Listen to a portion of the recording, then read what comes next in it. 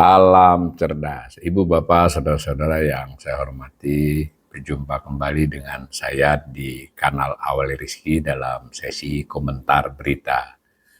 Berita yang saya soroti kali ini adalah berita tentang Pak Prabowo menerima Ray Dalio di Istana. Saya bacakan media yang memuat berita ini, yaitu CNBC Indonesia. Prabowo terima Ray Dalio di Istana.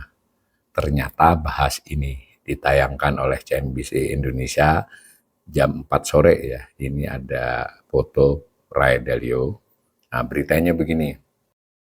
Presiden Prabowo Subianto menerima kunjungan dari investor kawakan Ray Dalio di Istana Negara Jakarta Jumat 27 Maret 2026. Hal ini diungkapkan Menteri Keuangan Purbaya Yudi Sadewa usai pertemuan itu.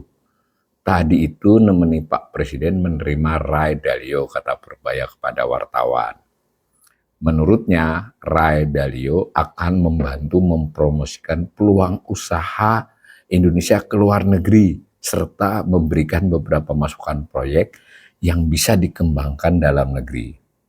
Itu seperti dia membantu kita mempromosikan kita ke luar negeri, dan ada beberapa masukan, beberapa proyek bisa membuat ekonomi kita bergerak lebih cepat gitu.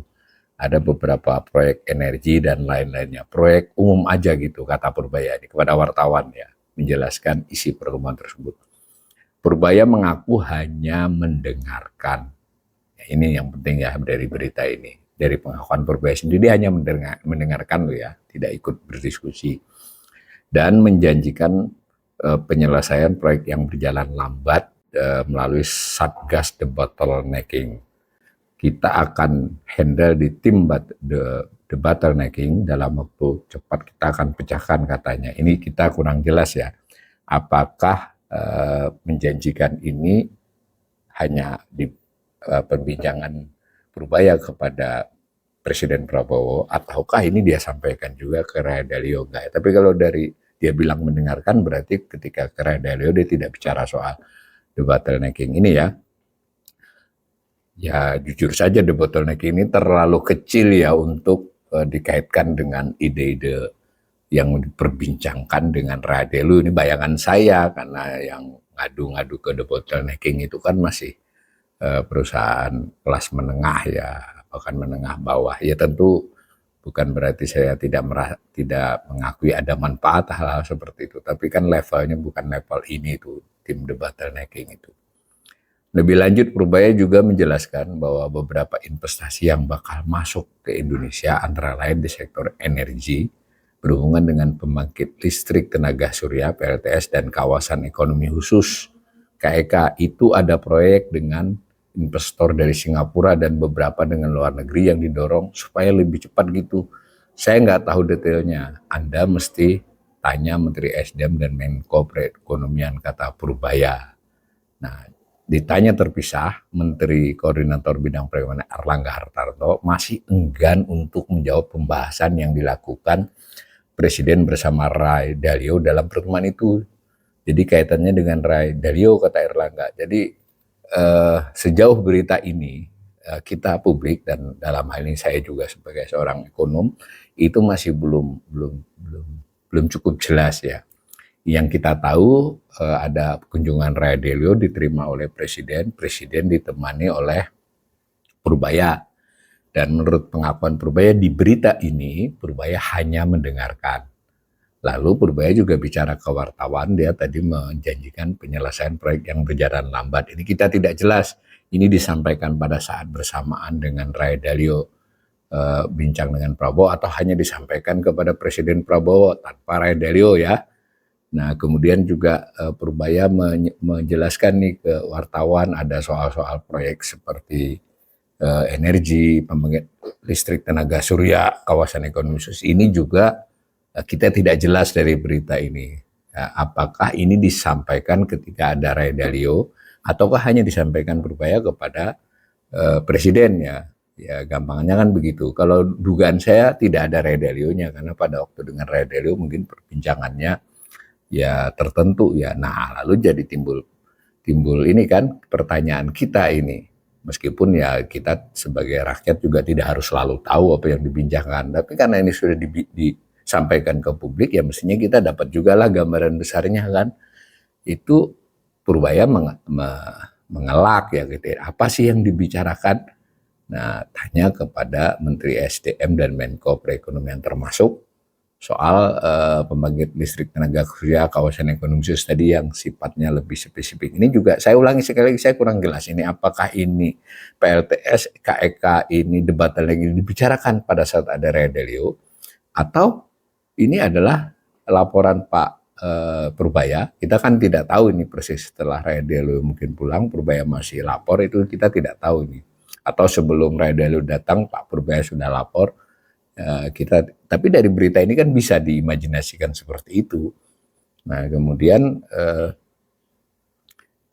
jelas-jelas ini Pak Purbaya tidak mau apa yang dibahas dari Presiden tanya ke Erlangga. Erlangga juga enggan menjelaskan. Nah saya kasih komentar sedikit ya.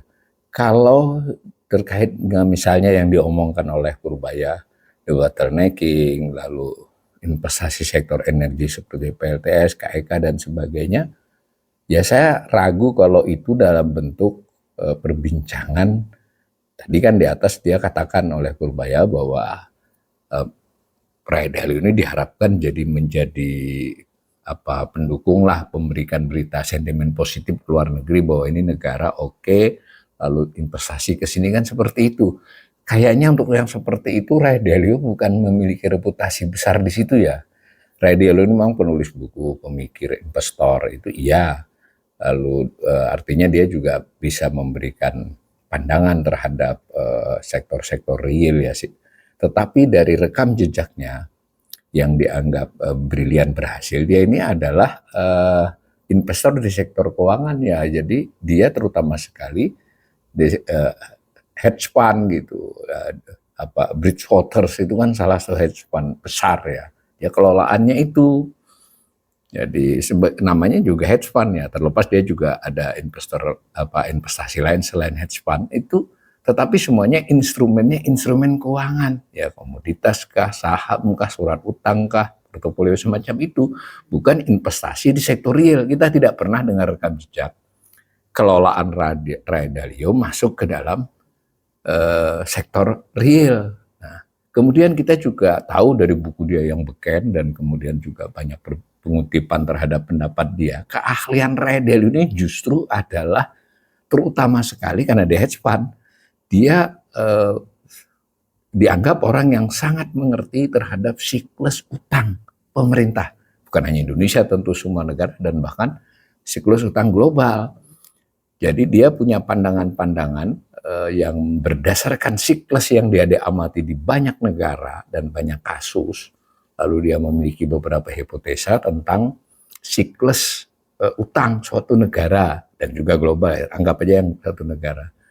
Jadi kapan utang itu merupakan instrumen yang sangat bagus untuk mendorong pertumbuhan ekonomi negara tersebut. Kemudian dalam jangka menengah beberapa negara kemudian melewati masa produktifnya lah ya, benefitnya lebih besar itu mulai memasuk kepada di mana beban utangnya lebih berat ya, tidak sepadan dengan pertumbuhan ekonomi yang dia dorong. Bahkan beberapa negara itu kemudian memasuki tahap ketiga ya, mengalami krisis utang. Itu yang keahliannya Rea Dalio. Di dalam masing-masing tahap itu Rea Dalio menurut berbagai kutipan dan juga di bukunya itu dia menyampaikan apa yang harus dilakukan oleh otoritas ya, oleh pemerintah. Semacam itu. Jadi kalau misalnya dia pada tahap yang sudah utangnya mulai membebani, apa misalnya untuk mencegah mengarah kepada krisis utang. Misalnya dia menyarankan soal penghematan ya, austerity, dia menyarankan soal perubahan portofolio, menahan laju utang yang lebih besar dan seterusnya lah. Jadi itu ininya dia. Jadi kalau disederhanakan lagi, keahlian dia ini kan yang menonjol itu adalah portofolio. Nah, sampailah kita pada tokoh sekaliber Rea Dalio ini diundang ke istana. Saya rasa kita tidak pernah mendengar ya bahwa lalu Rea Dalio menyarankan ini kamu investasinya sektor ini atau setelah mendengar penjelasan dari Prabowo, tapi tadi kan Pak Purbaya hanya dengar, umpama dari Purbaya, kita tidak tahu juga ini apa yang dijelaskan, lalu Radello akan diharapkan membantu mempromosikan ya, kira-kira gitu.